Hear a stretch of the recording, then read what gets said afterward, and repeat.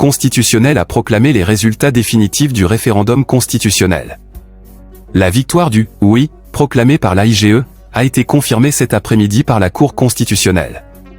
L'ensemble des requêtes déposées ont été rejetées par les sages de la Cour pour non-fondement.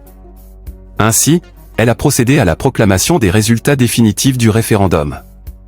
Oui, 96,91%. Non, 3,09%.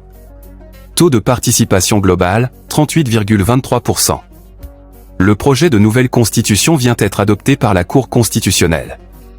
Pour rappel, les élections référendaires se sont tenues le 18 juin dernier. Le 23 juin 2023 au Centre international de conférence de Bamako, CICB, le président de l'AIGE, Maître Moustapha Sy avait proclamé les résultats provisoires suivants, oui, 9 référendums, la victoire du « oui » confirmée par la Cour constitutionnelle, 96,91%. Constitutionnel a proclamé les résultats définitifs du référendum constitutionnel. La victoire du « oui » proclamée par l'AIGE a été confirmée cet après-midi par la Cour constitutionnelle. L'ensemble des requêtes déposées ont été rejetées par les sages de la Cour pour non-fondement. Ainsi, elle a procédé à la proclamation des résultats définitifs du référendum. Oui, 96,91%. Non, 3,09%. Taux de participation globale, 38,23%. Le projet de nouvelle constitution vient être adopté par la Cour constitutionnelle. Pour rappel, les élections référendaires se sont tenues le 18 juin dernier.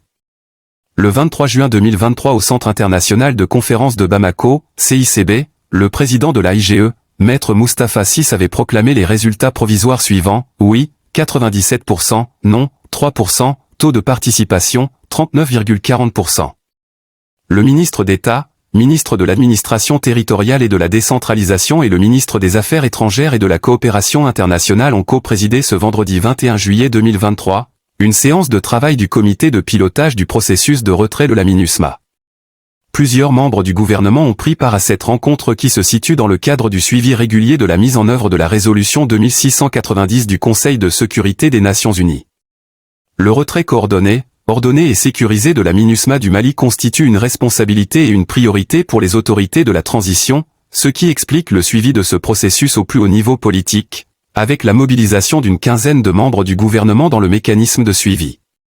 À la suite de la restitution des travaux du comité technique chargé de la mise en œuvre de la résolution 2690 du Conseil de sécurité, les échanges ont essentiellement porté sur les grandes lignes du plan de retrait, y compris l'élaboration des tableaux de suivi des tâches y afférentes pour une gestion pragmatique du processus, la stratégie d'atténuation de l'impact socio-économique de ce retrait, le chronogramme détaillé avec des délais précis du désengagement des contingents militaires, du personnel civil ainsi que les convois sécurisés du personnel et des matériels.